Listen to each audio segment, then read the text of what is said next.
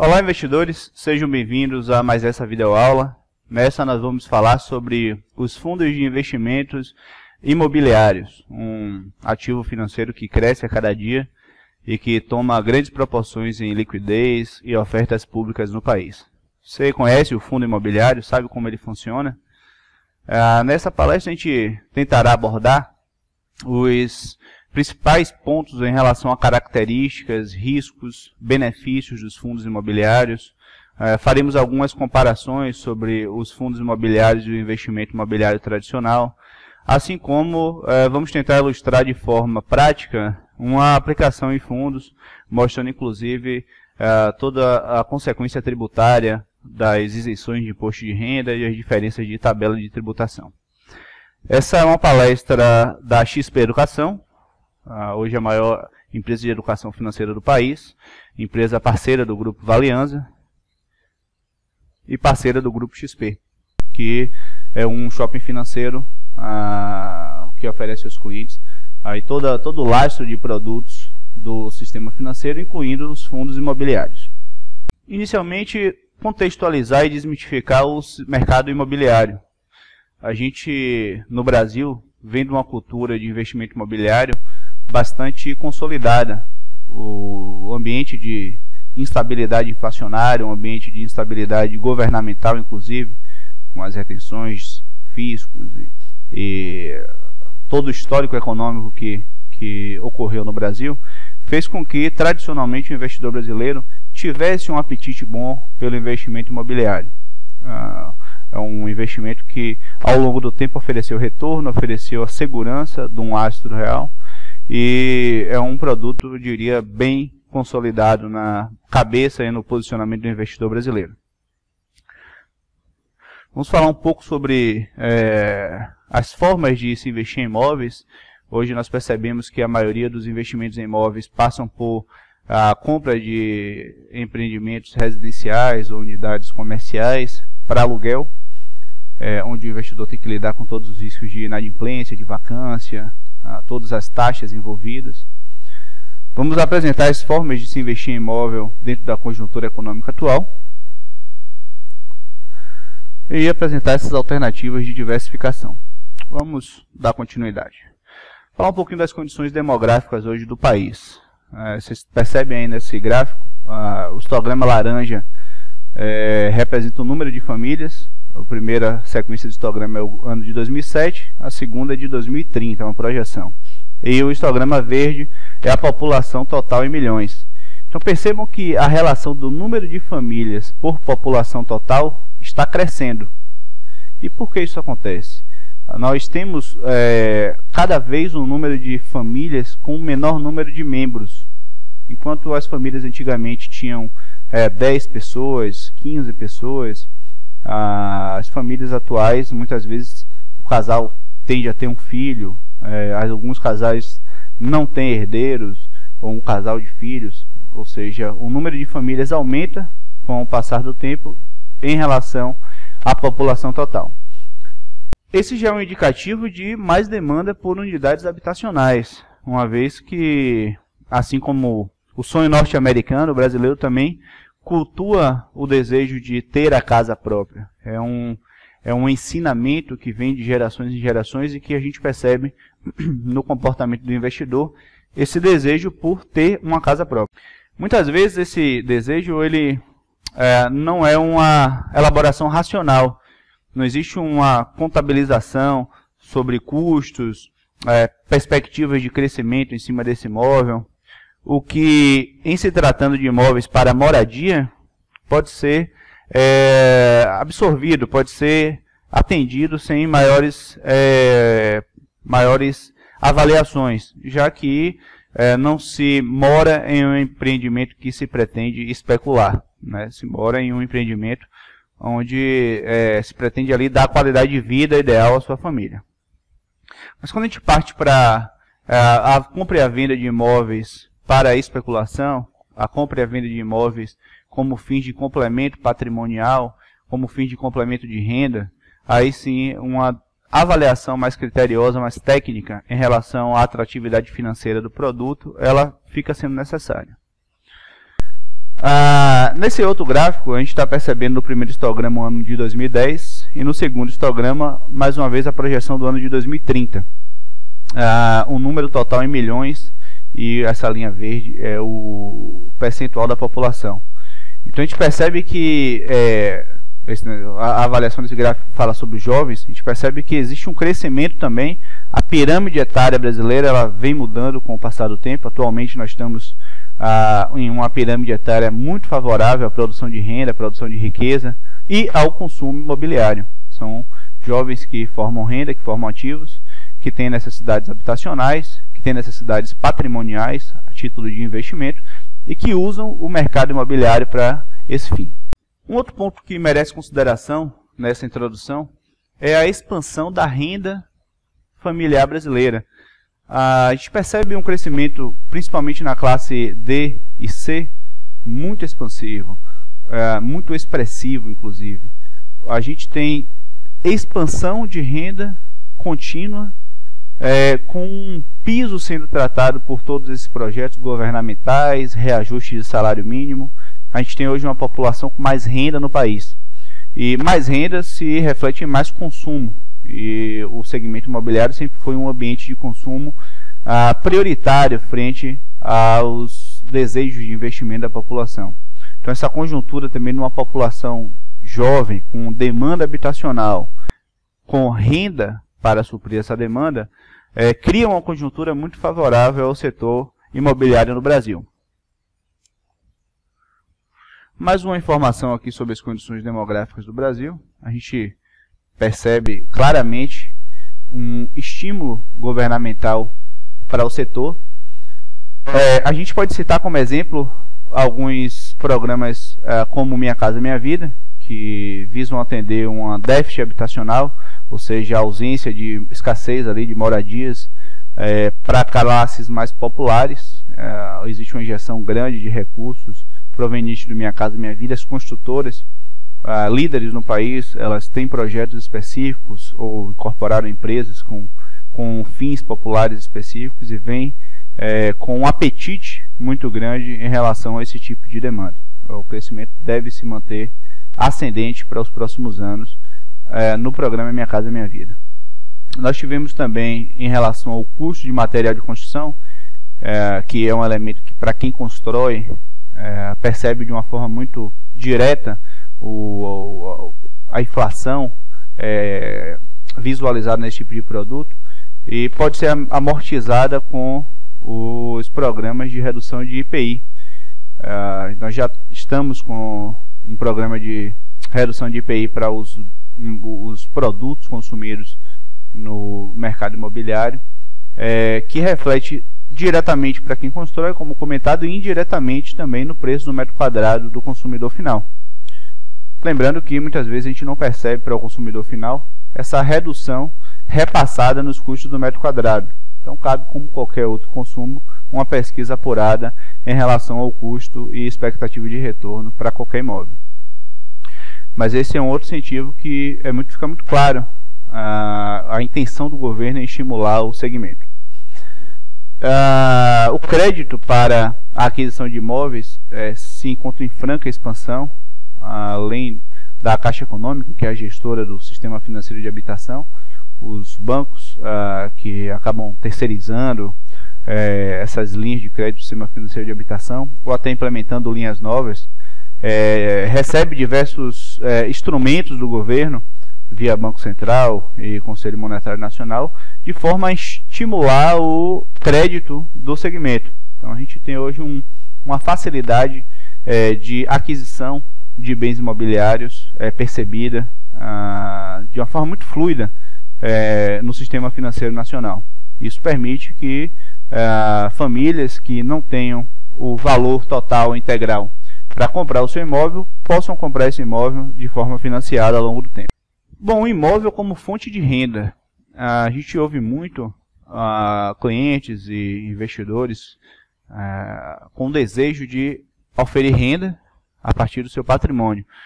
O que nós chamamos de independência financeira. É o momento onde a renda que é proveniente do patrimônio, ela serve para pagar todas as despesas e fazer acumular mais um pouco. Ou seja, o processo de acumulação ele continua sendo crescente e a qualidade de vida ela é mantida pela renda do patrimônio. E o imóvel sempre foi uma ferramenta prioritária, vamos dizer assim, na construção dessa renda. Mas será que efetivamente, em termos de renda, o investimento imobiliário ele traz o retorno que o investidor objetiva? Nós percebemos alguns poréns no investimento imobiliário. A gente, nos últimos 10 anos, percebeu no segmento imobiliário um crescimento de metro quadrado muito expressivo. Houve uma valorização e essa valorização deverá continuar acontecendo em alguns segmentos, a gente vai poder falar um pouco à frente na palestra. Em outros não, a gente já percebe uma escassez de demanda, alguma estagnação, unidades estacionadas, vendas caídas pelas construtoras, dificuldade dos investidores em dar liquidez a esses imóveis. Mas o principal ponto é que a renda proveniente dos aluguéis não acompanhou o crescimento dos imóveis. Então hoje a gente tem um cenário onde quanto mais alto é o valor do imóvel, menor é o retorno em percentual do rendimento mensal oferido por aluguel. Ou seja, um imóvel de R$100.000 que está alugado, ele consegue normalmente um rendimento maior do que um imóvel de R$1 milhão em termos percentuais. Porque se houvesse uma evolução proporcional, o custo do aluguel para um imóvel de R$1 milhão, de R$2 milhões seria muito expressivo. E mesmo os imóveis que oferecem um retorno mais competitivo, esse retorno costuma girar entre 0,5, 0,6, 0,7 em casos assim mais bem trabalhados, embora a gente tenha pontos fora da curva de retornos em aluguel girando por volta de 0,9 a 1,1%, embora sejam muito raros. São algumas operações, principalmente operações comerciais, que costumam dar essa taxa de retorno ao investidor. Em geral, no aluguel de uma unidade doméstica, residencial, ou até mesmo na unidade comercial, os retornos estão girando muito próximos a 0,5%. Um ponto negativo que a gente observa na negociação imobiliária é o custo cobrado pelo setor. O custo de corretagem mesmo, os impostos, as taxas, acaba que esse custo, quando incorporado ao grupo de custos e deduzido do lucro bruto, depõe contra o retorno desse produto. Um risco muito importante de ser observado no segmento imobiliário é o risco da inadimplência. Ou seja, um inquilino que atualmente reside ou que aluga uma determinada unidade não paga o seu aluguel. Se estivermos tratando de uma unidade residencial, as leis, elas, apesar de estarem cada vez mais racionais nesse sentido, ainda protegem bastante o inquilino inadimplente contra ações judiciais. E a gente percebe uma grande dificuldade em reverter essa situação quando não obtido um resultado amigável entre o dono do imóvel e o inquilino. Existe uma necessidade de gerenciamento proprietário, taxas extras, toda a depreciação do imóvel é do proprietário, ou seja, ele tem que arcar com os custos de depreciação. Isso precisa estar contabilizado na avaliação patrimonial. Assim como um veículo, você precisa custear anualmente a depreciação daquele bem para que você tenha no futuro o valor integral daquele bem. Claro que essa depreciação ela se compensa com a valorização de metragem quadrada. Pagamento de despesas com manutenção do imóvel também é um ponto que a gente observa como uma queixa comum entre investidores em imóveis. Os imóveis não têm liquidez em mercado secundário, não, um mercado de troca entre investidores. Então, para fazer uma boa venda do imóvel, a gente não percebe uma celeridade como nós percebemos em outros segmentos. Esse ponto de liquidez é um ponto muito interessante, porque a gente ouve muito essa história do que os imóveis não têm liquidez. A rigor, se eu tenho um imóvel de R$500 mil e vendo ele no mercado de 250 mil, eu provavelmente vou ter uma liquidez imediata. Talvez no mesmo dia, no dia seguinte, eu tenha interessados em aportar recursos nesse meu ativo. Mas quando a gente pensa em liquidez por um preço considerado justo, pelo investimento proposto, por toda a valorização intrínseca, expectativa de retorno, aí esse imóvel passa a ser um ativo sem grande liquidez no mercado. Muitas vezes a gente tem prazos de até um ano para se concluir uma boa venda do imóvel, o que muitas vezes, quando o investidor não tem esse tempo para resgate, ele acaba deixando de fazer um melhor negócio, abrindo mão de parte dos ganhos e até mesmo do principal, a depender do cenário, por conta da liquidez. Então, o investimento em imóveis não é um investimento também recomendado para quem precisa de liquidez quando tratado do investimento tradicional, onde eu vou a um imóvel, vou observar, vou a um corretor, vou comprar um imóvel físico e aquele imóvel vai ser meu. Os imóveis eles não são vendidos de forma fracionada, ou seja, eu não consigo comprar a sala do imóvel, a cozinha, uma copa, uma recepção. Eu só compro o imóvel por inteiro. E isso dificulta o poder da diversificação, porque se eu não tenho um capital abundante de forma a permitir que dentro do meu portfólio de diversificação eu possua imóveis em minha carteira, eu acabo me expondo a uma situação de concentração patrimonial em um determinado ativo, justamente por conta dessa dificuldade de diversificar. Vamos pensar no exemplo de uma família que tem um patrimônio acumulado de R$700 mil, onde desses R$700 mil, tirando o seu imóvel de moradia, eles têm um imóvel de R$350 mil. Nós estamos falando que 50% do patrimônio dessa família está alocado em apenas um ativo, o que a rigor não é um contexto, um balanceamento de diversificação orientado, já que qualquer oscilação negativa no preço deste ativo representará um peso na carteira de 50%. Esse é um vídeo, nós vamos colocar um link ao final da palestra, para que vocês possam assistir, sobre fundos imobiliários, o vídeo do Silvio. Silvio é o diretor acadêmico da XP Educação. É um vídeo complementar a essa palestra, vocês vão poder assisti-los no final desta. Bom, mas a rigor, o que é um fundo de investimento imobiliário? Vamos partir de uma explicação inicialmente sobre o que é fundo de investimento. O que são os fundos de investimentos? São condomínios, ou seja, grupos de pessoas que se reúnem e aportam seu capital coletivamente, ou seja, cada um põe um pouco, em um fundo de investimento. Fundo, vale um destaque, é um CNPJ próprio, segregado das instituições que o administram. Então, se eu sou, por exemplo, um cliente do Banco A, é um banco grande, um banco privado, um banco público brasileiro, e esse banco ele tem em sua carteira, através da administradora de recursos do banco, que em geral faz parte da holding bancária, um fundo de investimento lá que é ofertado no website ou pelo meu gerente bancário.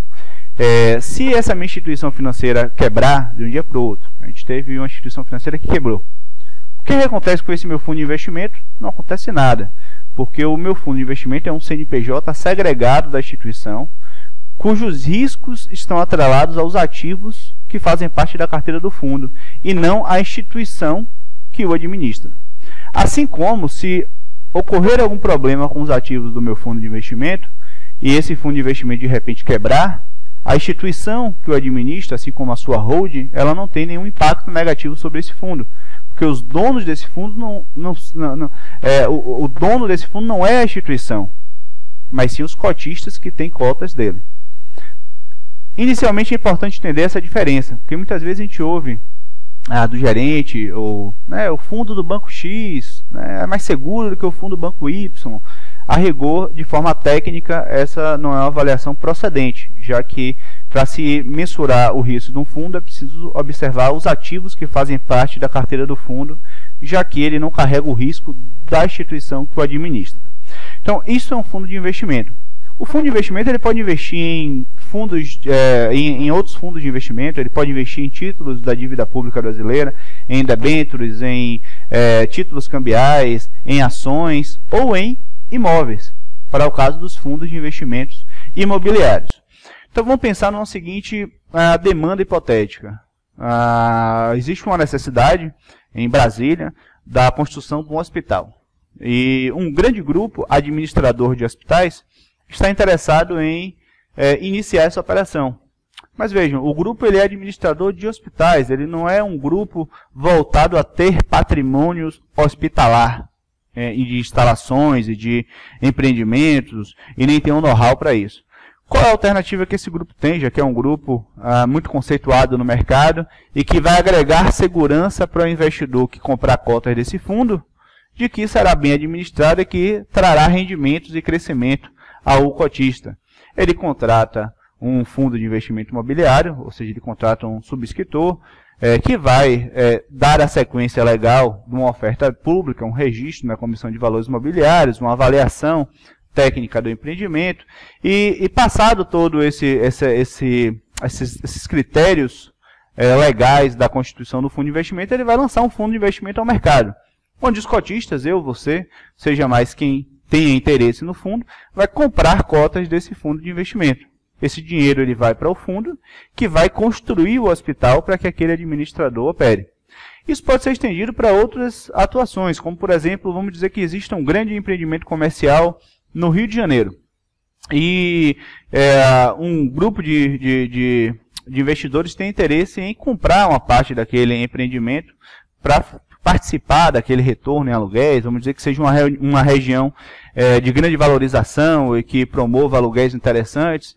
Eles podem fazer esse movimento através de fundos imobiliários, que sejam donos daquele empreendimento, ou eles podem constituir um fundo de investimento, e aí já tratando da figura do administrador, para comprar aquele empreendimento e convocar cotistas a comprarem cotas daquele fundo e serem donos do empreendimento de forma indireta, porque nos fundos de investimento é incorreto dizer que você é dono do ativo. O dono do ativo é o fundo, e os cotistas são donos das cotas do fundo, que por consequência são donas dos ativos finais. Então, a rigor, esse é um fundo de investimento imobiliário. Ele pode surgir para a compra de um terreno com a futura venda desse terreno, ele pode surgir para a construção do shopping, para a compra do empreendimento residencial, para a construção de galpões, de indústria. A rigor, qualquer empreendimento imobiliário pode ser montado através de um fundo de investimentos imobiliário. Como é que é a mecânica de distribuição de resultados? Afinal, como é que o investidor ganha investindo em um fundo imobiliário? Existem basicamente duas formas do investidor ele ter um retorno via um fundo de investimento imobiliário. Os fundos de investimento imobiliário, após o lançamento, eles podem ter suas cotas negociadas em bolsa de valores e mercado secundário, porque podem ser fundos abertos ou não. Para os que são abertos, são os mais comuns, os mais populares, os que têm maior liquidez, os que têm uma administração mais robusta em termos de marca, de proteção ao investidor, inclusive, no sentido dos relatórios e informes, eles são listados em bolsa. Mas como listados em bolsa? Se fundo de investimento é uma aplicação em imóveis. Bom, a rigor, um imóvel é um investimento de renda variável, já que não existe um rendimento pré-determinado. Eu compro um imóvel e eu vou realizar um lucro ou prejuízo no momento da minha venda, como se fosse uma ação. Durante esse processo, eu posso ter rendimentos provenientes dos aluguéis, que podemos chamar aqui de dividendos mensais, que são os aluguéis pagos por esse imóvel. Então, a rigor, os fundos de investimento imobiliário promovem duas formas do investidor ter remuneração. Tanto nos aluguéis pagos mês a mês, que são rendimentos, inclusive líquidos de imposto de renda, quanto na valorização da cota. Porque uma característica dos fundos de investimento imobiliário, que como eles existem para comprar empreendimentos, eles não permitem que o investidor resgate a sua cota. Ou seja, são fundos que eles se constituem como fundos fechados. Eles não permitem que o investidor resgate a sua cota. Porque imagina que um fundo que seja dono de um galpão, e esse galpão está alugado para uma montadora de veículos. Uma montadora ela paga um aluguel para o fundo e o fundo repassa esse aluguel para os cotistas. Vamos dizer que eu, que seja um cotista desse fundo, tenho interesse em resgatar as minhas cotas. O fundo vai precisar gerar dinheiro para resgatar as minhas cotas. Mas como ele gera dinheiro se o empreendimento está lá, a montadora está funcionando? Ele não pode vender um metro quadrado do galpão para poder me dar liquidez. Então eles simplesmente não permitem resgate. E se eu quiser transformar minha cota em liquidez, eu preciso vender as minhas cotas a um outro investidor. Então essa é a mecânica de geração de liquidez nos fundos de investimento imobiliário. Os fundos são fechados, ou seja, as cotas não podem ser resgatadas, mas eu tenho a possibilidade de vender as minhas cotas a um outro investidor e é com isso gerar minha liquidez. Poxa, Rafael, vocês devem estar se perguntando, esse é um fundo, esses fundos são fundos líquidos, ou seja, eles têm movimentações no intraday? Sim, a gente vai poder fazer uma avaliação de liquidez em um momento futuro, mas esses fundos, por terem negociação diária na Bolsa de Valores, e vale o destaque de que, apesar de estarem na Bolsa, eu diria que estão análogos às debêntures, que são títulos de renda fixa, que também estão listados na Bolsa, mas que não carregam a volatilidade das ações. Ou seja, o investimento via fundo imobiliário, ele tem um movimento emocional ali por parte dos investidores muito mais lastreado no imóvel real do que na volatilidade de mercado. O que eu quero dizer com isso? No dia de euforia da Bolsa, quando as ações sobem, os fundos não têm o mesmo movimento. Assim como nos dias de pânico, onde as ações caem, os fundos também não têm esse mesmo movimento. Os fundos de investimento imobiliário estão muito mais relacionados à taxa de juros e a o próprio lastro real do qual o fundo é dono, ou seja, do imóvel do qual o fundo é dono. Por determinação legal, os fundos de investimento imobiliário eles precisam distribuir pelo menos 95% de todo o lucro que eles tiverem no mês. Então, por isso os dividendos dos fundos são dividendos tão atrativos, porque 95% precisa ser distribuído ao acionista. Um ponto interessante é que esses dividendos mensais, eles não pagam imposto de renda, ou seja, eles são líquidos de imposto de renda. Isso faz com que esses rendimentos sejam ainda mais competitivos ao investidor.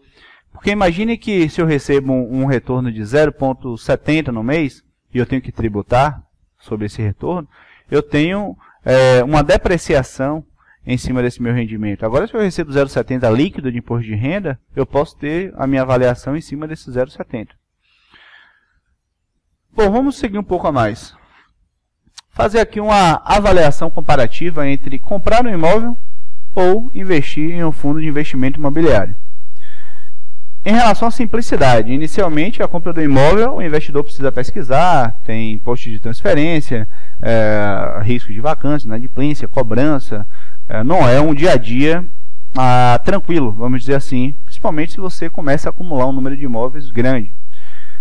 O investimento em fundo de investimentos imobiliários é feito via home broker. O home broker, como vocês sabem, é o primo do home banking, seria um ambiente das empresas de investimento para que o investidor tirasse extrato, olhasse cotações, enviasse suas ordens de compra e de venda para fundos de investimento, para renda fixa, para ações, tesouro direto. Enfim, através do home broker ele também negocia as cotas dos fundos de investimentos imobiliários.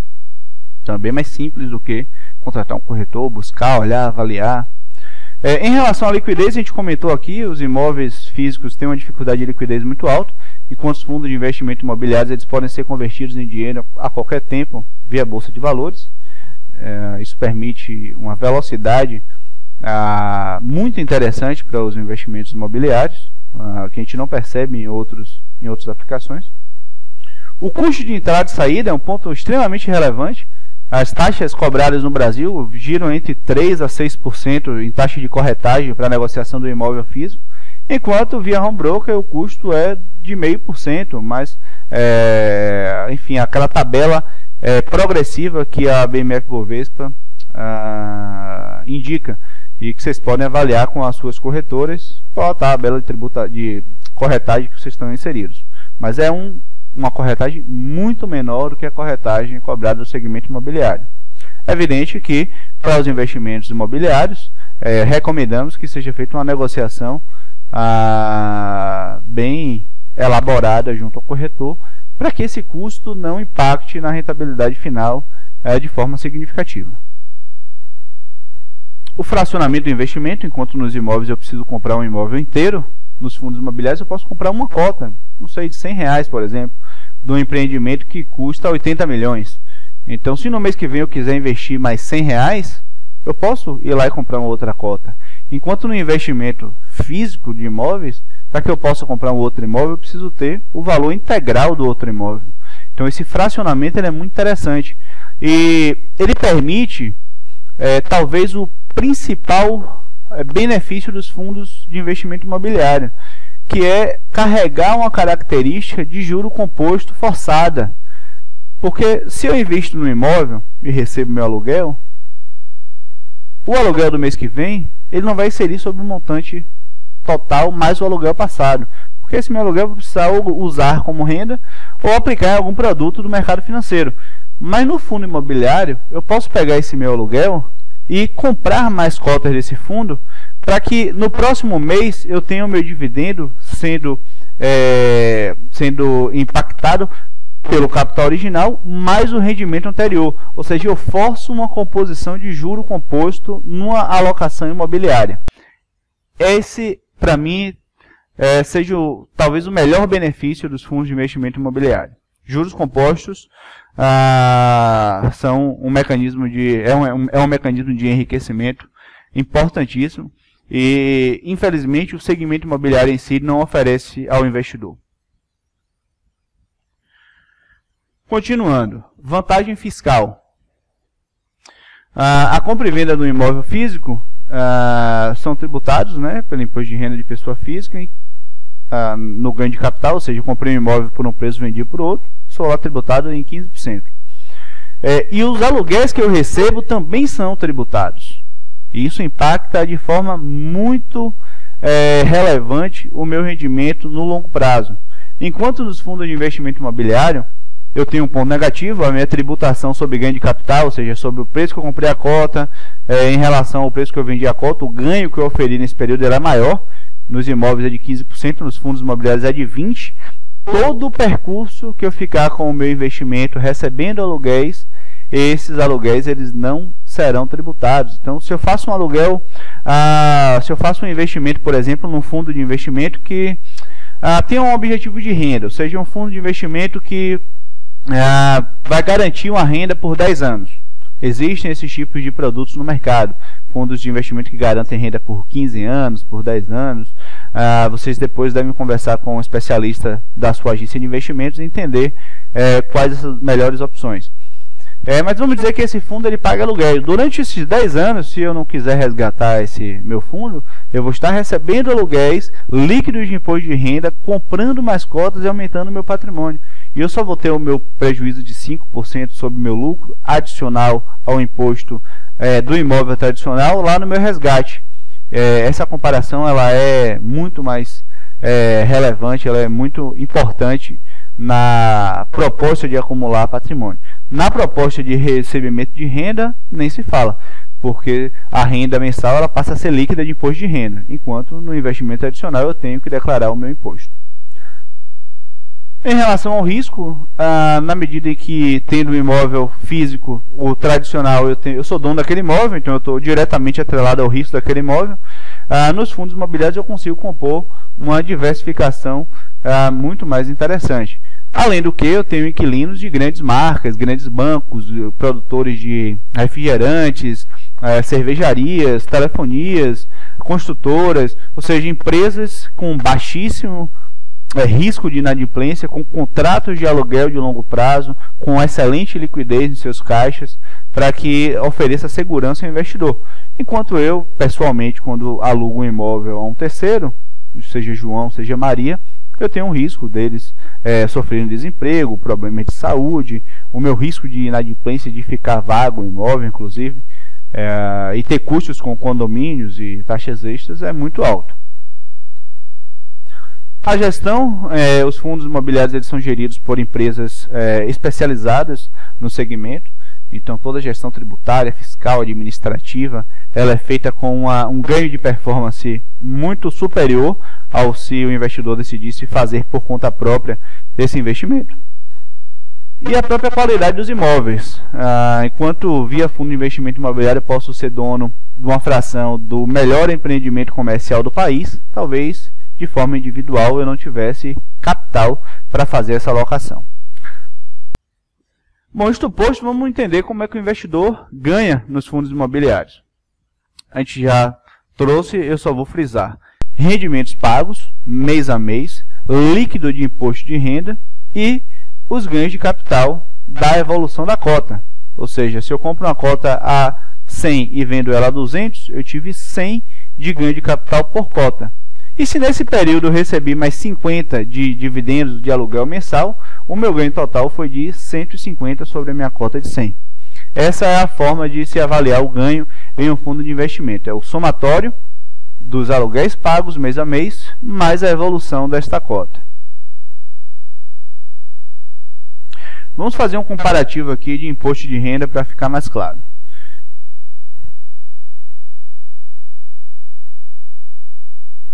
Estamos com três categorias de ativos diferentes. Na primeira, os fundos imobiliários. Na segunda, os fundos de renda fixa. Nas terceiras, as previdências privadas. Nos fundos imobiliários, nós temos 0 de alíquota para os rendimentos mensais e 20% de alíquota para os ganhos oferidos pela valorização da cota.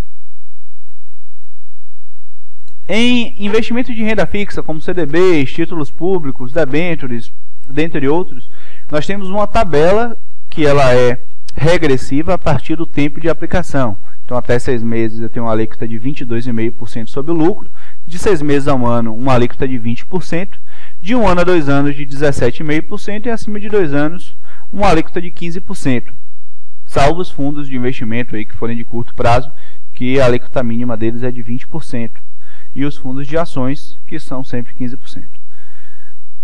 E a previdência privada, que é também um tipo de fundo de investimento, nós vamos tratar dela em uma outra videoaula. Ela tem 2 modelos de tributação, um deles é o progressivo, outro regressivo.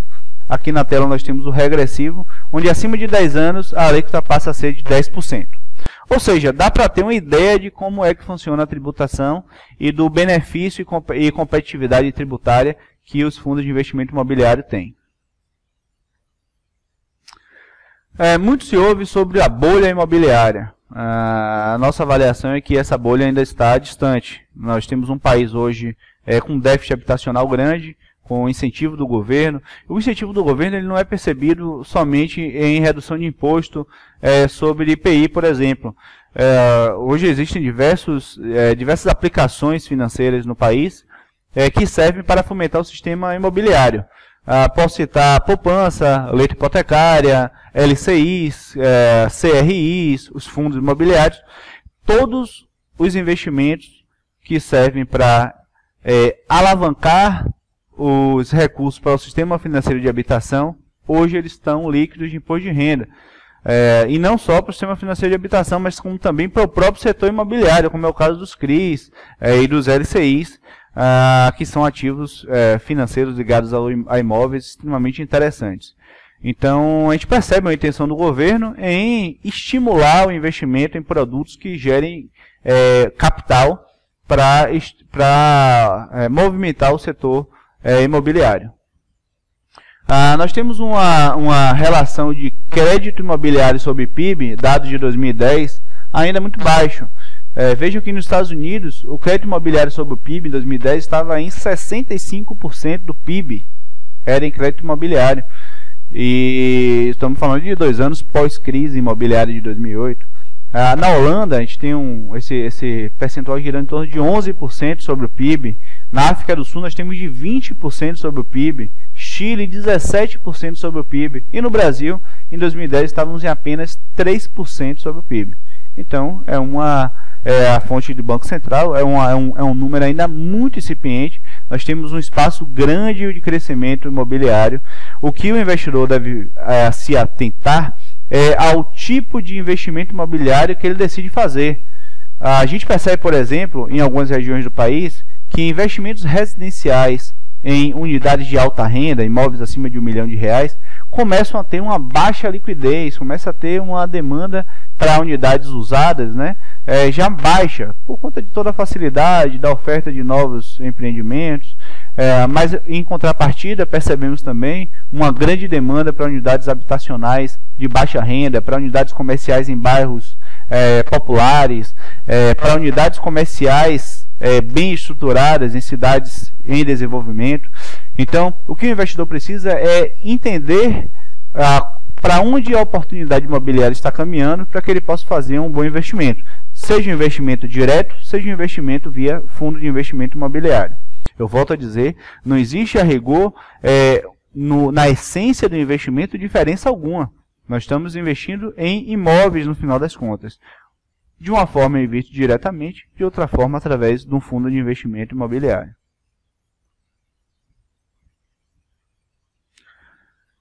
Os fundos de investimento imobiliários eles podem ter diversos perfis. Como a gente comentou no início da apresentação, existem diversas formas de se investir em imóveis. E os fundos de investimento replicam também esse reflexo. Alguns fundos eles são feitos para renda de aluguel. Ou seja, eu quero complementar minha renda. Qual tipo de fundo eu invisto para complementar a minha renda? Atualmente corresponde a maior parte do mercado de fundos de investimento imobiliários. A boa parte desses fundos eles estão tendo saída com rendimentos garantidos, ou seja, uma universidade X define por construir um campus universitário, não quer alocar capital próprio e monta um fundo de investimento onde vai captar recursos dos investidores para pôr naquele fundo, construir o seu campus e faz um contrato de aluguel de 15 anos, por exemplo, com o fundo imobiliário, onde ela determina um rendimento mínimo ao investidor neste período. Ou, por exemplo, uma agência bancária, um banco, que queira tirar do seu patrimônio imobilizado as agências bancárias e decide vender essas agências a um fundo imobiliário e faz um contrato de aluguel com esse fundo imobiliário, vamos dizer, de 10 anos. Esse tipo de produto está cada vez mais bem absorvido pelos investidores no Brasil e a gente percebe já uma tendência dos administradores em optar por produtos de renda garantida, já que o investidor quer complemento de renda. Esses produtos dão muito conforto ao investidor, porque o fundo, caso exista uma inadimplência pouco provável do inquilino, já que estamos falando de inquilinos de gabarito, por assim dizer, o fundo é dono do próprio imóvel. Então, num caso de inadimplência, existe ali a possibilidade de se liquidar o imóvel. E por isso é sempre importante, antes de investir no fundo de investimento imobiliário, fazer uma avaliação patrimonial, de preço de lançamento por preço de patrimônio, para ter uma ideia de atratividade, principalmente em preço de mercado de lançamento sobre renda garantida. Diversas foram as ofertas públicas de fundos imobiliários no último ano, e esse volume tende a aumentar significativamente para os próximos anos. Isso por um motivo muito simples. Desde o ano passado nós percebemos uma redução na taxa de juros básica da economia, a Selic. E vamos trabalhar aqui um seguinte exemplo. Vamos dizer que um fundo de investimento que tivesse uma cota de R$100 e que pagasse R$1 de dividendos, ou seja, ele pagava 1%, ele estivesse equiparado a uma taxa Selic de 13%.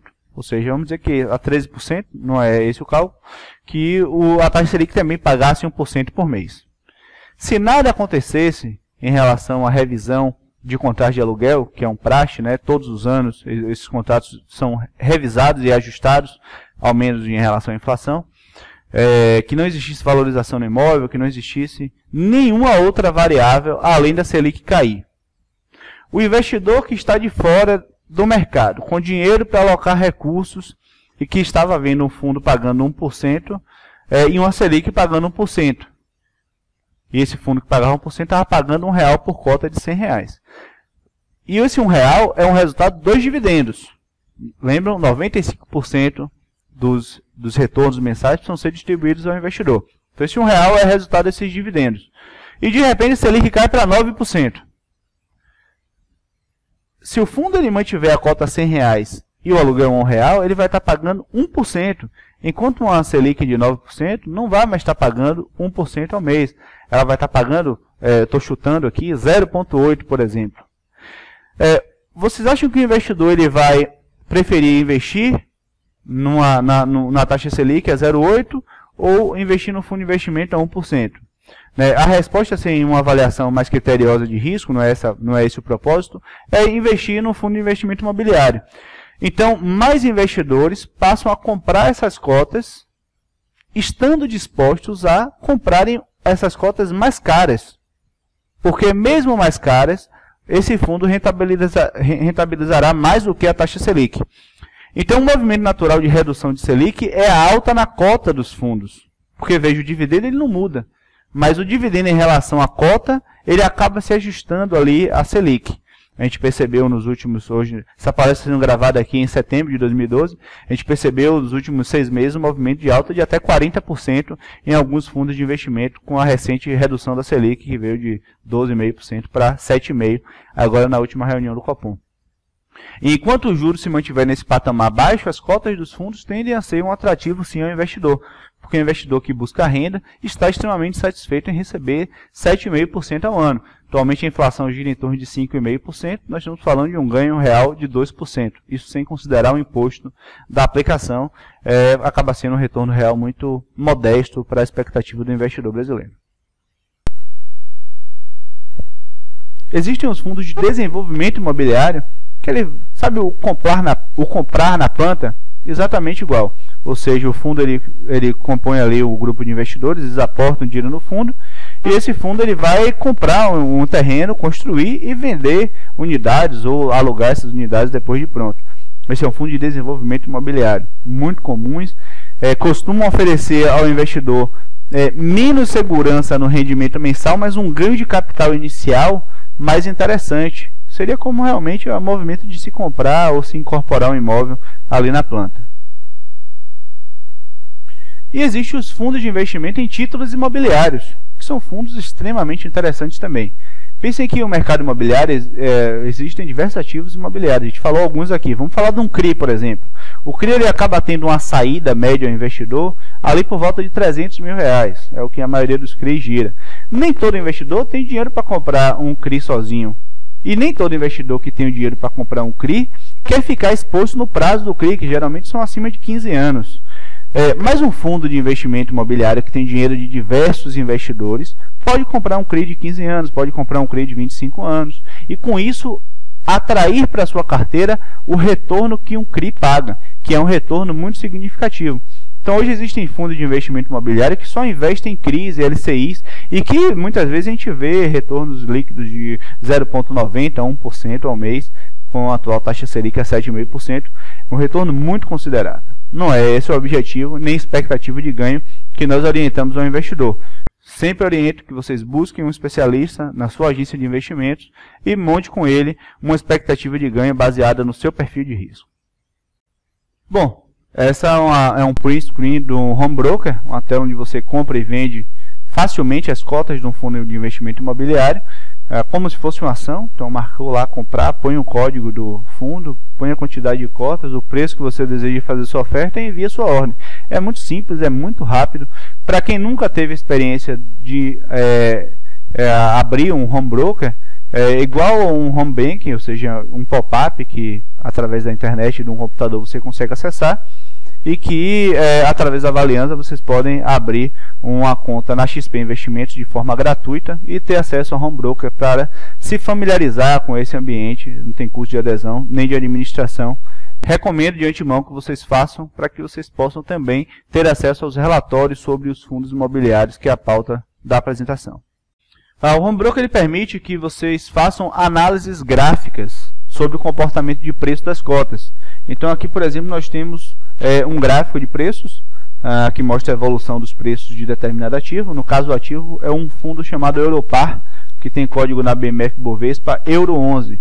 A gente percebe que ele teve 189% de evolução das cotas desde junho de 2009 até julho de 2012.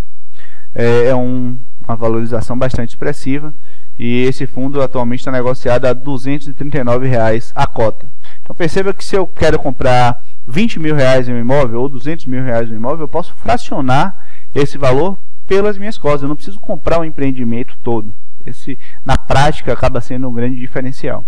E vocês percebem que, assim como uma ação, eu posso monitorar o comportamento de preço desse fundo. Então, eu posso ver quando a tendência estiver mudando, quando os preços estiverem caindo, e posso decidir por continuar numa tendência de alta dos preços ou sair em uma tendência de baixa de preços. Ou não, ou comprar mais em uma tendência de baixa de preço. Depende da estratégia definida entre você e o seu especialista. Mais um exemplo, aqui um outro fundo de investimento que em julho de 2009 estava custando ali R$ 94 e que agora em julho de 2012 está custando R$660. Desculpe, R$93. Foi uma valorização de 207%. É o shopping Pátio Higienópolis, ou seja, saímos do empreendimento comercial, estamos agora em um shopping. Então percebam que dificilmente o investidor individualmente conseguiria ser dono de um shopping, ou de um hospital, de uma universidade, mas via fundo de investimento imobiliário ele pode sim. E qual é o benefício? O benefício é que os aluguéis, se vocês conhecerem lojistas de shopping, vocês devem saber do que eu estou falando, os aluguéis são extremamente competitivos. Então o investidor ele consegue ter como retorno mensal, indireto desses aluguéis pagos pelo fundo, um retorno imobiliário que ele não conseguiria a rigor investindo sozinho no segmento. No site da BMF Bovespa, que é bmfbovespa.com.br, na seção Ações, Fundos de Investimentos, Fundos Imobiliários, vocês conseguem identificar todos os fundos imobiliários existentes no Brasil e negociados na BMF Bovespa, com prospectos, administrador, política do fundo. Existem bastantes informações lá que devem ser avaliadas antes do investimento propriamente dito. Aqui uma leitura de avaliação para que a gente tenha uma ideia de retorno. Primeira coluna mês, segunda ano, terceira 12 meses. Vou falar o primeiro e os três primeiros para vocês terem uma ideia. Então no mês aqui a gente teve o Brazilian Capital, a base julho de 2012, rendendo 10,66, o Hotel Max Invest rendendo 10,11, o Torre Almirante rendendo 6,13. No ano, em primeiro lugar nós temos o Hospital da Criança rendendo 48,13%, o Shopping Pátio Higienópolis rendendo 31,78%, e o Torre Almirante, em terceiro lugar, também rendendo 31,34%. E nos últimos 12 meses, nós temos o Torre Almirante, também em primeiro lugar, rendendo 60,49% nos últimos 12 meses. O BC Real Estate rendendo 45,75%. E o Shopping Pátio Higienópolis rendendo 38,99%. E aqui a gente tem um ranking, né, do maior para o menor e que deve ser atualizado todos os meses e que vocês poderão enxergar nos relatórios de fundos de investimento imobiliário que a gente emite no máximo no intervalo de 10 dias para os nossos investidores de forma gratuita. Agora falando em retorno mensal, em dividendo, no yield, né, quanto por cota está sendo pago nos dividendos. A base também de julho de 2012. Novamente mês, ano e 12 meses, para que vocês tenham uma ideia. No mês, em primeiro lugar, o Fundo Excellence, com 1,14 de dividendo pago. O West Plaza, um shopping, também pagando 1,07%. E o Brazilian Capital, fundo de fundos, pagando 1,03%. No ano, nós temos em primeiro lugar o Hotel Max Invest, já pagou 5,99 em dividendos. Lembrando que a Selic atual está em 7,5%, nós estamos em setembro. O Floripa Shopping pagando 5,44% e o fundo Exapar pagando 5,16%. Nos últimos 12 meses, dentro desse ranking aqui existe o CDI, então o CDI está aqui liderando com 10,96%. Lembrando que nos últimos 12 meses nós viemos de uma Selic de 12,5% até a Selic de 7%. Esse rendimento apura todo esse comportamento. O Hotel Max Invest com 10,86% e o Floripa Shopping com 10,77%. E somando os dois, ou seja, rendimento pago via dividendo mais a valorização da cota, novamente o ranking. No mês, Hotel Max Invest 11,75%, Brazilian Capital em segundo 11,69%, Torre Almirante com 6,54%. No ano, Hospital da Criança com 52,6%, Hotel Max Invest com 36,8% e o Shopping Pátio Higienópolis com 34,85%. E nos 12 meses acumulados, a gente já não vê mais o CDI liderando, com o Torre Almirante rendendo 65,48%, o BC Real Estate Fund com 51,47% e o Hotel Max Invest com 48,87%.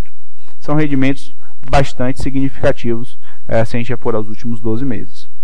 A liquidez das cotas aqui avaliadas, os fundos eles têm bastante liquidez em mercado, ou seja, eles são negociados no dia a dia entre compradores e vendedores, o que permite a entrada e a saída regular desses fundos. A XP Investimentos, que é a nossa plataforma de distribuição, ela possui uma área de análise sediada no Rio de Janeiro e que cobre alguns fundos de investimento, ou seja, adicionalmente as informações que vocês já podem oferir em termos de gráfico e de cotações através do home broker gratuitamente, vocês têm relatórios sobre fundos de investimento promovidos por essa área de análise. E alguns desses fundos nós vamos citar aqui para que vocês já se situem dentro do segmento. Lembrando que agora em setembro estão com 4 ofertas públicas sendo lançadas, que estão em período de silêncio, evidentemente, e que não podem ser comentadas. E existem perspectivas de oferta pública para outubro também, e assim por diante. Portanto, caso vocês não tenham interesse em pegar fundos já existentes, existe sempre a possibilidade de comprar esses fundos via oferta pública. Então, busque novamente na sua agência de investimentos um especialista e entenda esse funcionamento. Os fundos cobertos pela XP aqui. O primeiro, o XP Gaia, é um fundo de investimento destinado exclusivamente à aplicação de títulos de crédito imobiliário, como CRIs, LCIs e letras hipotecárias. É um fundo que aplica nessa carteira de recebíveis imobiliários, então tem um risco diversificado. Algumas informações aqui, o código XPGA11 é administrado pelo Citibank DTVM. Tem uma taxa de administração de 1,1% ao ano. Foi integralizado um capital de 40,193 milhões de reais e atualmente o valor de mercado ele tem 46,226 milhões de reais. Teve o rendimento em junho de 1,05%, em maio de 1,02% e em abril de 1% líquido de imposto de renda. Então estamos falando de 140% do CDI em junho de 2012. Outro fundo, a Exapar. A Exapar é um projeto imobiliário da Faculdade Anhanguera. Eles têm um contrato de renda garantida, inclusive, para esse fundo. O fundo ele tem um rendimento mensal aproximado de R$ 0,85 sobre a cota. A cota, se eu não me engano, hoje está em volta de R$ 115. E daí já dá para ter uma ideia de retorno, está girando em torno de 0,77, 0,78. E é um fundo diferente, é um fundo que tem um empreendimento sendo construído, ele tem caixa até a construção desse empreendimento, compraram um terreno, vão subir uma universidade e vão pagar aluguéis mensais. Código AF11, administrador também o Citibank DTVM, tem uma taxa de administração já menor do que o XPGAI, de 0,37% ao ano. Teve um capital integralizado de 75 milhões e atualmente tem um valor de mercado de 80 milhões. Pagou 0,86% em junho, maio e abril, o que representou em junho 117,41% sobre o CDI. Mais um fundo, para que vocês tenham uma avaliação dessas alternativas. O fundo Senesp é um fundo que possui um conjunto de lajes correspondente a 23,8% do empreendimento chamado Centro Empresarial de São Paulo. A fração detida pelo fundo tem 21 locatários, tem 100% de locação. É um centro empresarial, se vocês acessarem o site deles, muito bem posicionado, com inquilinos de primeira linha. O fundo tem uma taxa de administração de 0,30%, é administrado pela Brasília Mortgages. O código dele é CENES 11B e é um fundo que teve um capital integralizado de 195,8 milhões, que atualmente tem valor de mercado de 209,051 milhões. Pagou em junho 1,16%, que representa 158% do CDI. Mas os riscos desse investimento? Todo investimento possui riscos, independente de qual seja o produto. O risco desse tipo de investimento ele vai recair sobre a qualidade do imóvel e a qualidade do locatário, para caso de fundos que tenham imóvel real, ou a qualidade dos ativos ou do emissor desses ativos, para o caso de fundos de investimento que operam em crédito imobiliário, como aquele exemplo que nós demos do XPGA11, que investe em CRIs, LCIs e letras hipotecárias. Exemplo, um prédio de alto padrão em uma área nobre de negócios, onde sempre falta um espaço para alugar. Dificilmente ele terá desvalorização. Um imóvel com um contrato de longo prazo com o cliente, que é conhecido como bom pagador, também reduz bastante esse risco. Então vamos dizer que nós temos um fundo de investimento que é dono de um empreendimento comercial, que é 100% alugado para uma empresa de petróleo brasileira, líder no mercado, com um contrato de 20 anos. dificilmente a empresa vai quebrar, dificilmente ela deixará de pagar, dificilmente ela sairá daquele prédio dentro desse período de 20 anos. Então, são avaliações que podem ser feitas dentro do fundo imobiliário para poder determinar o risco daquele fundo. Cada fundo tem um risco diferente, porque cada fundo investe em um empreendimento diferente. Então é preciso que o investidor avalie criteriosamente, de forma detalhada, cada fundo de forma específica. Uma comparação aqui prática, tá? Compra e venda de um apartamento, valor de compra do apartamento de R$250 mil, valor de venda de R$300 mil. Vamos dizer que a corretagem na venda foi de 6%, uma corretagem teto, que deu R$18 mil. O imposto de transferência foi de 2%, o ITBI, ou seja, R$5 mil, o imposto de praxe também. O total dos custos, 8%, ou seja, R$23 mil. Valor líquido da venda, R$277 mil. Lucro da operação de R$27 mil. Imposto de renda de 15%, ou seja, R$4.050 sobre o lucro líquido, restando um lucro líquido final de R$22.950. Pois bem, agora, mesma simulação, uma compra de R$250 mil e uma venda de R$300 mil, só que em cotas de fundos de investimento.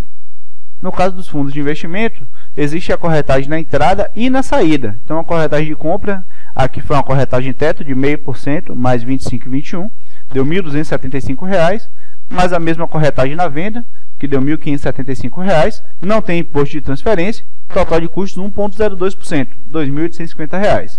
Valor líquido da venda, R$297.149. Lucro da operação é de R$47.149. O imposto aí sim é um pouco maior, de 20% ao invés de 15%, que deu R$9.429. Lucro líquido final de R$37.719 e fração. A diferença entre o mesmo montante de compra e de montante de venda apenas pelos custos e características operacionais dos dois produtos foi de R$14.769,66. É uma diferença muito significativa se a gente comparar com os R$22.950 de ganho no imóvel físico. Nós estamos falando de mais de 50% de ganho adicional. É uma avaliação que vocês precisam fazer se vocês acham que vale a pena ter esse 50% ou não. Porque pode parecer uma pergunta retórica, mas a avaliação de risco é sempre uma avaliação individual. Além disso, existiram os rendimentos pagos dos dividendos, que são isentos de imposto de renda dentro do período, e enquanto os rendimentos dos aluguéis são tributados. Só para a gente entender o funcionamento daqueles investimentos de crédito imobiliário, falar um pouco do CRI, Certificado de Recebível Imobiliário, é um produto securitizado, eles são lastreados nos créditos imobiliários que serão garantidos aí por imóveis que estão apresentando o seu pagamento de promessa em dinheiro.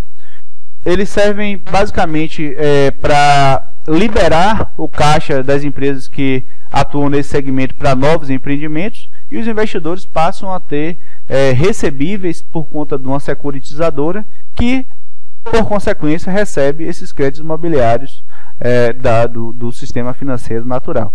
Então, é um produto um pouco mais complexo do que uma poupança, do que um LCI. Por conta disso, ele é oferecido apenas para investidores qualificados, que são investidores que se atestem como investidores qualificados e que tenham aí uma noção de risco mais bem elaborada. Existe um documento que o investidor preenche para adquirir ativos listados para investidores qualificados. Além, evidentemente, das pessoas jurídicas, como instituições financeiras, seguradoras, empresas de consórcio, todas essas são consideradas investidores qualificados. A rentabilidade dos CRIs são isentas de imposto de renda no caso de pessoas físicas, é importante que se diga isso, e os aluguéis são provenientes dos imóveis de propriedade dos CRIs. A base de cálculo é pós-fixada, geralmente mais juros. Risco de crédito é o risco de inadimplência, o risco do emissor desse CRI. E o risco de mercado são justamente as oscilações das taxas que indexam esse fundo. Esse ativo. Ou seja, os CRIs eles são, em resumo, ativos com a rentabilidade diferenciada, com prazo de liquidez longo, com a estrutura que passa por uma securitização no meio do processo, e que oferecem um retorno realmente muito diferenciado. Por conta disso, esses fundos de investimento que atualmente investem em CRIs têm um retorno tão significativo. Vocês devem estar se perguntando, por que eu não invisto então diretamente no CRI? Nada impede. Lembramos sempre antes de fazer um investimento, avaliar a diversificação, porque são investimentos que, a rigor, têm prazos de duração longos e que não têm tanta liquidez no curto prazo. Ou seja, se eu vou comprar um CRI de 300 mil reais, é preciso que eu tenha uma carteira que aqueles 300 mil reais, proporcionalmente, seja uma diversificação adequada. Se eu não quiser comprar um CRI diretamente, eu posso, via fundo de investimento imobiliário, comprar esse mesmo CRI, ter esse mesmo rendimento, com a liquidez de curto prazo e com a segurança de ter outros ativos fazendo parte da carteira, ou seja, a diversificação dentro do segmento de crédito imobiliário. As LCIs, produto muito mais simples, eu diria que as LCIs são os concorrentes diretos da poupança, porque tem a proteção do fundo garantidor de crédito, assim como a poupança, também são líquidos de imposto de renda para a pessoa física. São ativos mais simples, onde o banco emite uma LCI para o investidor. Atualmente a Valianza trabalha com diversos bancos aí na distribuição. Na posição de agência de investimento a gente não tem exclusividade com nenhuma instituição, portanto a gente busca no mercado que existe de mais atrativo em termos de retorno para oferecer para vocês. E as LCIs elas costumam remunerar de forma pré-fixada ou de forma pós-fixada, então depende muito do contexto econômico. O investidor precisa avaliar qual é o tipo de LCI que ele prefere. A liquidez desse ativo costuma variar entre liquidez consequente do valor investido, ou seja, se eu investir a partir de 50 mil reais, eu consigo liquidez no mesmo dia, ou não, ou a liquidez ela passa a ser atrelada a um tempo. Então, se eu investir até 5 mil reais, eu posso ter o meu resgate em 60 dias. É preciso avaliar a tabela de LCIs, assim como CDBs e outros ativos de renda fixa, e verificar qual LCI está adequada ao prazo de investimento que o investidor tem. Bom, de antemão, já vale a pena dizer que muitos dos investidores que eu conheço investem ainda na caderneta de poupança, que a partir da nova rentabilidade da caderneta de poupança, de maio de 2012 para cá, remunera 70% da Selic, mais a TR. As LCIs costumam remunerar aí 90%, 95% da Selic. Então, em termos de rendimento, ela já larga na frente, ela tem as mesmas características da poupança. São isentas de imposto de renda e são protegidas pelo Fundo Garantidor de Crédito para aporte de até 70 mil reais por instituição. Então, se eu quiser botar 700 mil reais em LCIs, já está coberto pelo Fundo Garantidor de Crédito, basta que eu distribua em 10 LCIs diferentes, assim como na caderneta de poupança. São isentas de imposto de renda, a liquidez vai variar de acordo com a LCI, e o investimento mínimo atualmente está em R$1.000. Então, são aplicações já mais acessíveis do que os CRIs. Bom, benefício da isenção de IR, para que vocês tenham uma ideia, uma LCI aqui, com prazo de 6 meses, ou seja, uma remuneração líquida de 91% do CDI, equivale a um CDB que no mesmo período paga 113,75%. E aí você deve estar se perguntando, poxa, mas meu CDB no banco paga 90%, 95% do CDI. Pois não vamos tratar do CDB nessa apresentação, porque nenhum CDB que renda menos de 100% do CDI deve ser aceito pelo investidor. Busca uma agência de investimentos e avalie essa sua carteira. Mas, em se tratando de LCI, nós estamos falando que só por ela não ter um imposto de renda, uma LCI de 91% ela já equivale a um CDB de 113,7% para o período de 6 meses. É uma diferença muito significativa que não pode ser desprezada pelo investidor. Lembrando que essa isenção de imposto de renda são para pessoas físicas. Alguns exemplos aí de LCIs e CRIs no mercado. Essas tabelas elas mudam diariamente. Inclusive no nosso site vocês podem dar o download da planilha de renda fixa. Todos os dias ela é atualizada e vocês vão ter taxas novas sendo passadas para todos os ativos. Bom, como é que vocês começam? Imagino que alguma curiosidade foi despertada para o produto, para os que já investem, uma palestra mais esclarecedora, para os que ainda não investem, é hora de buscar esses ativos na composição da sua carteira. Inicialmente é preciso ter uma conta cadastrada na XP, é um processo simples, basta um RG, CPF e um comprovante de residência, não precisa de reconhecimento de firma, não precisa de nenhum tipo de garantias, não tem custo, é um processo que demora no máximo 48 horas para abrir uma conta. Esse cadastro ele permite que vocês já sejam assessorados por um profissional da Valianza, e a gente recomenda que antes desse processo de abertura de conta você já tenha uma comunicação com um especialista no sentido de acompanhar o passo a passo e já fazer um levantamento de perfil de investidor para que vocês possam ter uma alocação mais direcionada ao perfil de cada um. Esse serviço ele é gratuito, é importante dizer isso. Se vocês investirem, por exemplo, em um fundo de investimento imobiliário através da Valiança, não tem custo adicional nenhum conosco. Todo custo ele é pago pelos próprios fundos de investimento que já têm os custos de repasse, pelas taxas da corretora de negociação das compras e vendas. Ou seja, o investidor ele não tem custo adicional para investir através de uma agência de investimentos. Vocês vão ter acesso a todos os relatórios, né, gráficos e fundamentalistas sobre os fundos, acompanhamento do mercado, as definições de estratégias e, enfim, um apoio na tomada de decisão sobre as melhores alternativas para o setor. Bom, além dessa palestra, vocês vão poder perceber em nosso website outras palestras referentes a ativos financeiros. Atualmente, a Valianza ela trabalha com toda a grade educacional da XP Educação e mais alguns produtos independentes, e vocês vão poder assistir em outras ocasiões esses treinamentos à medida que for necessário. Quando a gente completa sempre a apresentação, a gente tem como hábito sugerir alguns outros treinamentos adicionais. Acho que para um investidor que está iniciando no sistema financeiro, ou que atualmente investe apenas através de instrumentos bancários, que infelizmente no Brasil a gente ainda tem um mercado que está caminhando, então a gente ainda tem um volume de investidor muito alto que operam instrumentos bancários e tem uma rentabilidade aquém da sua expectativa nesse contexto. O curso Aprenda a Investir o Dinheiro é um curso que acaba abordando os principais produtos do mercado financeiro de uma forma mais detalhada, em um prazo maior do que uma palestra de 1 hora, de 60 minutos. E é uma recomendação da casa para investidores iniciantes ou que pretendam entender um pouco mais sobre outros ativos de investimento, como debêntures, títulos públicos, CRIs, e fazer cálculos e projeções sobre esses ativos.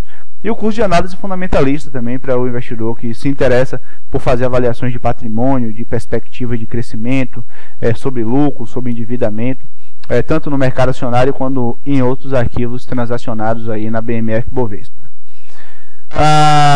Aqui estão os meus dados de contatos. O número da empresa é o 71 30 21 6161. Caso vocês tenham algum tipo de dúvida, vocês podem encaminhar um e-mail para atendimento@valianza.com.br. Foi um prazer estar aqui com vocês nessa videoaula e até a próxima ocasião. Bons negócios a todos.